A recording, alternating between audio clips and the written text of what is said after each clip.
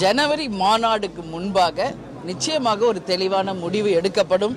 அந்த மாநாட்டில் யாருடன் கூட்டணி என்ன என்பதை உங்களுக்கு நாங்கள் அறிவிப்போம்.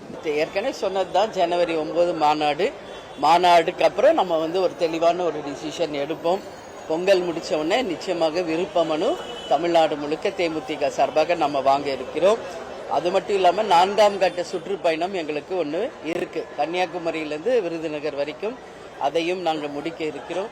அதுக்குள் நிச்சயம் நல்ல கூட்டணி அமைத்து தமிழ்நாட்டுக்கும் தமிழக மக்களுக்கும் நல்லது நடக்கின்ற ஒரு நல்ல கூட்டணி அமைப்போம். எங்க மாவட்ட செயலாளர்கள், எங்கள் நிர்வாகிகள், தொண்டர்கள் யாரை விரும்புறாங்களோ அந்த கூட்டணியை நிச்சயம் தேமுதிக இந்த முறை அமைக்கும்.